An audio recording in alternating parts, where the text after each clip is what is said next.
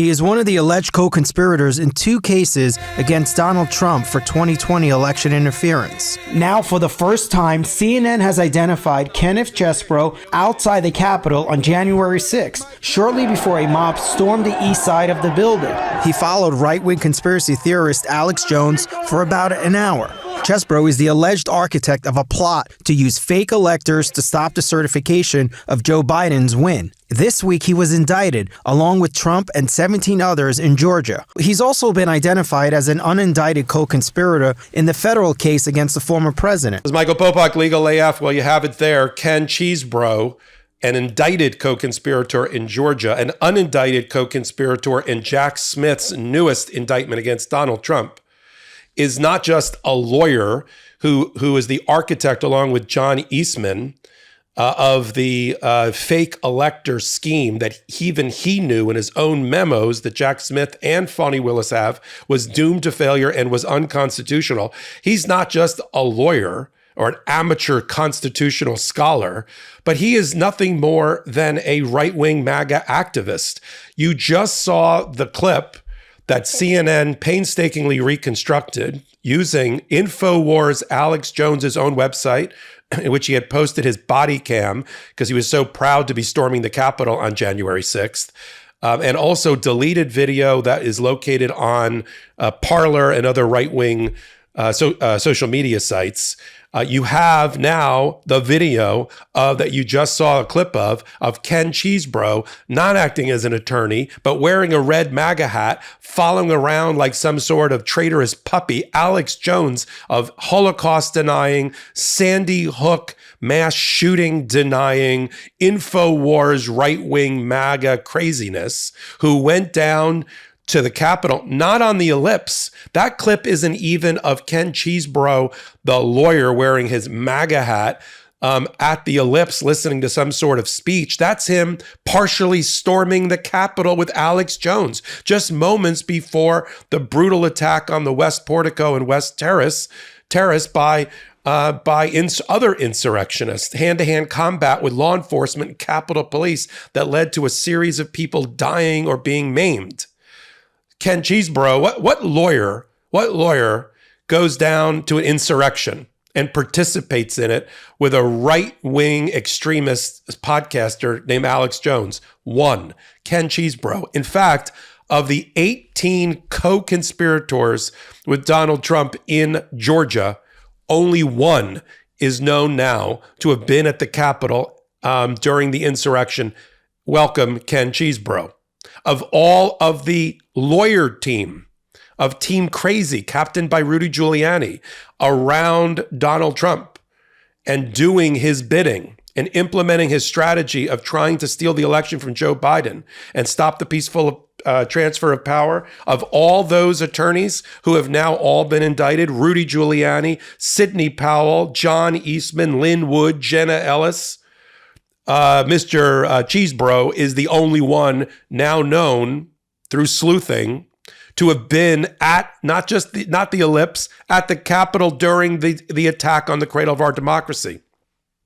This makes him a whole different thing. Through a feat of alchemy, Mr. Chesebro has converted himself from a lawyer giving legal advice to nothing more than a right-wing extremist who Jack Smith and Fani Willis should try to strip of his attorney-client privilege communications based on a crime fraud exception with his quote-unquote client, Donald Trump. What happened to you, Ken Chesebro? You're a Harvard law-educated lawyer. You once were the research assistant for a left-wing, a liberal constitutional law professor, Lawrence Tribe at Harvard. You made some money apparently in cryptocurrency, and then you went complete MAGA right-wing. So MAGA right-wing that there is no line separating Donald Trump's people from extremists and QAnon and election deniers like Alex Jones. They're one and the same. How do we know it? Because you see Ken Chesebro pulling out his own camera, right? Like he's at some perverse photo shoot or Instagram moment because he's so proud to be on the coattails of Alex Jones during this momentous day. Look, even the other 18 knuckleheads who have all been indicted didn't go down and storm the Capitol, Ken. Good job. And now how that's going to be used by Jack Smith. As I said, currently Chesebro is an unindicted co-conspirator listed in the indictment by Jack Smith recently. But that's going to turn quickly. He doesn't start cooperating.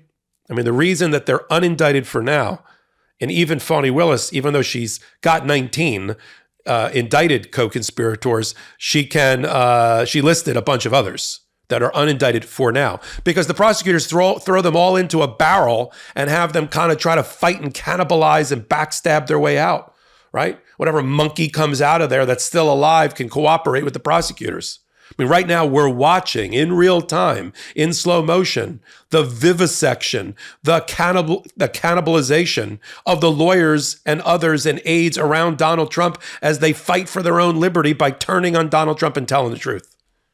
That's what we're watching right now. They're literally ripping each other's hearts out and showing it to each other in order to survive. That's exactly what the prosecutors wanted to have happen. And Ken Chesebro, you are now in the jackpot, in the thick of it, based on new evidence just developed by CNN that's now in the hands of Jack Smith, if he didn't know it already. Fani Willis, if she didn't know it already from her hundreds of witness interviews, and the same for Jack Smith. And now we know why Ken Chesebro took the Fifth Amendment against self-incrimination when he was brought before the Jan 6 committee. Now we know why. Because he didn't want to admit that he was on the grounds next to Alex Jones, right? He had the telltale heart.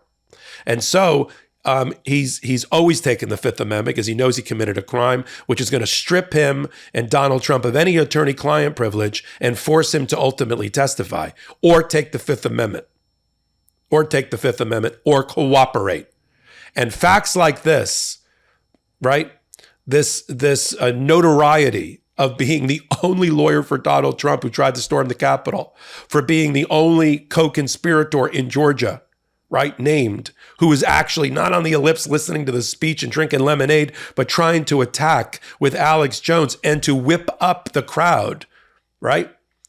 Now, I think the pressure is on Jack Smith to take Mr. Chesebro out of the category of unindicted co-conspirator quickly and move him into the category of indicted co-conspirator in the superseding indictment, amended indictment that we know is coming with Jack Smith, especially now that he's seen what Fani Willis has done in her sprawling, sweeping indictment in Georgia. Not that he has to match it, but he's gonna bring more bandwidth here and bring in more people. Fani Willis also needs to consider what this new evidence means, as she doesn't need to go back and get another indictment related to this. This is just another piece of evidence against Ken Chesebro when he's tried in the Fulton County Courthouse along with 16 or 17 others.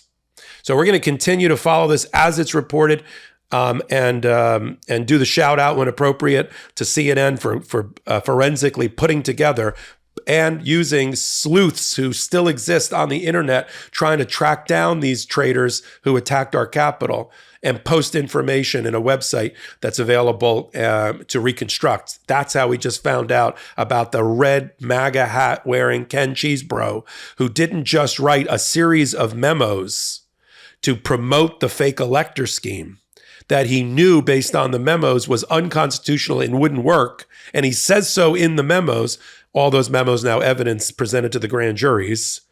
But now he's put himself into a position where he cannot reasonably portray himself as just an attorney representing a client. He's crossed that line the moment he decided to be a fanboy for Alex Jones and storm the Capitol. I'm going to follow things like Ken Chesebro, indicted co-conspirator and wannabe lawyer, writing memos about fake electors when they're caught red-handed and red hat wearing at the Capitol, attacking our democracy. Only one place, MeidasTouch YouTube channel.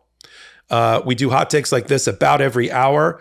We pull it all together in a long format podcast on Wednesdays and Saturdays called Legal AF, also on the MeidasTouch YouTube channel. You can follow me, Michael Popok, on all things social media at MS Popok. And if you like this type of hot take, this kind of analysis I bring you as a practicing lawyer for 32 years in cases in courts like the one I talk about, you can go over to my playlist, which is on the MeidasTouch YouTube channel, and you'll find my entire body of work there. Until the next hot take, and the Legal AF podcast. This is Michael Popok, Legal AF. Hey, Midas Mighty. Love this report? Continue the conversation by following us on Instagram at MeidasTouch to keep up with the most important news of the day. What are you waiting for? Follow us now.